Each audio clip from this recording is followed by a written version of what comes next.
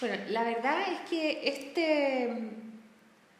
esta experiencia de trabajar con arquitectos en inclusión había sido un sueño de toda mi vida, y especialmente de la vida profesional.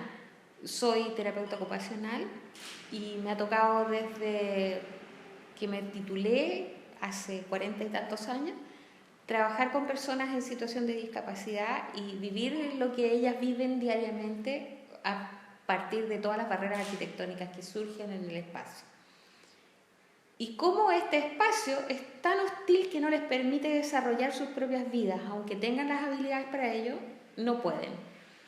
Y por lo tanto, siempre soñé con intervenir en el plan de estudio de quienes tenían a su cargo el tema del diseño de los espacios.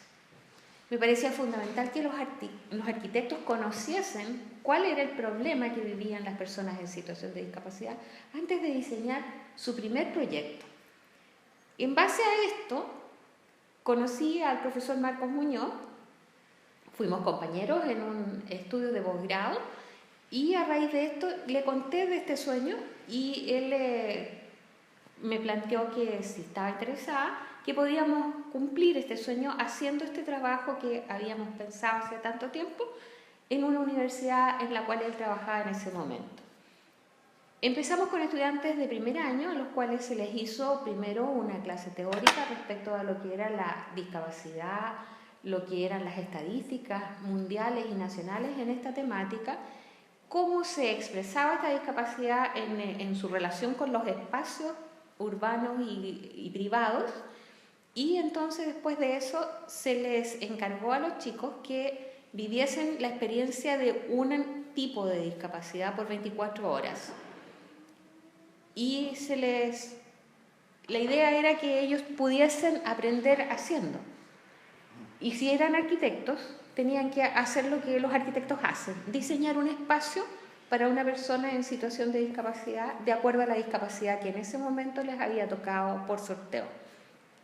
Vivieron 24 horas de discapacidad primero, luego empezaron a pensar en un espacio y su primer bosquejo lo presentaron ante los profesores de arquitectura de la universidad, estudiantes de cuarto año de terapia ocupacional de la Universidad de Playa Ancha, los profesores de terapia ocupacional, que éramos 2 en ese momento, y también personas en situación de discapacidad de diferentes tipos de discapacidad que fueron a ver estos proyectos que tenían para ofrecerles los estudiantes de arquitectura.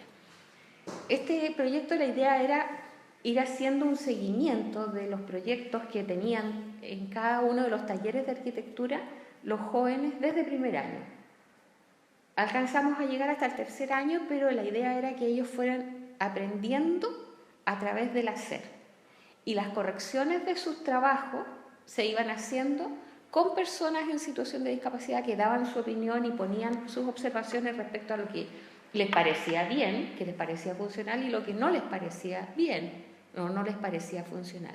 Y surgieron cosas como, por ejemplo, que un chico al que le tocó la discapacidad de ceguera y que pensaba que también los ciegos tenían dificultades con las escalas. Entonces había eliminado absolutamente todos los peldaños de su proyecto. Y el ciego le dijo, pero si a mí las escalas me sirven de señales. Entonces fuimos aprendiendo todos juntos mucho más acerca de cómo trabajar el tema de la discapacidad y de la inclusión.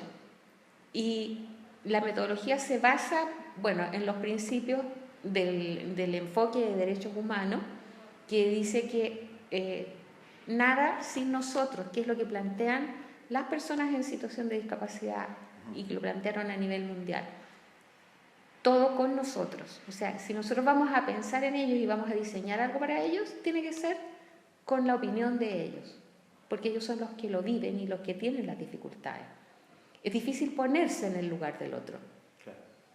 Nosotros intentamos hacer un ejercicio de ponerse en el lugar del otro, pero uno no se puede poner totalmente en el lugar del otro porque siempre sabe que al día siguiente esta discapacidad va a haber desaparecido. Pero ya haberla vivido un día completo nos permite de alguna manera vislumbrar algunas de las cosas que les resultan difíciles de hacer a las personas en situación de discapacidad. Y así logramos ver que iba produciéndose un avance en la forma como los jóvenes expresaban sus diseños. Y desde cosas que eran absolutas inicialmente, empezamos a ver que después seguían creando y esta creatividad podía continuar en el tiempo, pero se iba ajustando a los requerimientos de las personas en situación de discapacidad. Perfecto. ¿Qué características tenía el proyecto? ¿Cuál era la tarea que le dieron ustedes para solucionar en el proyecto? La tarea inicial fue diseñar un espacio que sirviese para vivir, para trabajar, para estudiar, pensando en que el día antes se habían quedado o ciegos, o en silla de ruedas, o con un brazo menos, o sordos, o que habían tenido alguna enfermedad que les impedía moverse de alguna manera. Y entonces ese bosquejo era presentado y era criticado, y muchas veces se los hacían pedazos las personas en situación de discapacidad, o los mismos estudiantes de terapia ocupacional que les decían, pero mira, esto de aquí, si tú te fijas, es imposible que esta llave que tú pusiste en el baño, por ejemplo, pueda tomarla una persona que no tiene función manual, que no tiene posibilidades de hacer el puño. Entonces, ¿cómo lo vas a resolver? Y la idea era que a medida que uno les iba generando el problema, no les iba dando la solución, sino que ellos tenían que ir descubriendo cuáles eran las soluciones, las alternativas. En esa época no existían o no eran comunes los monomandos, por ejemplo, ni las llaves que se manejan con el codo, claro, ninguna de esas cosas, o con el pie. Ahora hay mucho más facilidades y ahora las empresas lo han tomado en serio. Yo he visto con gran orgullo como muchas de las empresas que venden productos para el hogar se han preocupado de esta línea. Pero esto fue el año 2000, donde todavía las personas en situación de discapacidad las escondían en las casas. Nosotros los sacamos y los sacamos al espacio público. Caminamos con ellos y con los chicos por el centro de Viña, por Reñaca.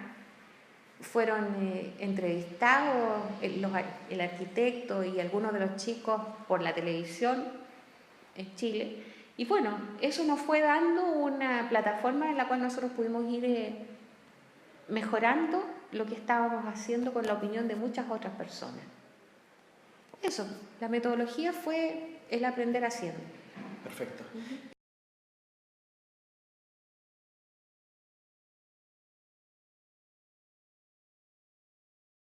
Es que en el fondo era el mismo curso de taller de arquitectura, solo que en esta oportunidad nosotros le metíamos un factor afectivo y que tiene que ver con la cosa de la experiencia. Cuando uno vive las cosas, como que las internaliza mucho más y mucho más fácilmente. Y este vivir la experiencia de discapacidad, yo creo que fue muy enriquecedor para los chicos y se expresa. Por ejemplo, ahora yo he visto cosas diseñadas por chicos que en esa época fueron alumnos de este proyecto, que estaban dentro de este proyecto. Y la verdad es que uno puede ver con orgullo que asumieron esto desde lo más profundo de su corazón y de su creatividad. Y eso llena de orgullo. Eso es muy bonito verlo. Perfecto. Muchas gracias, profesora. De nada.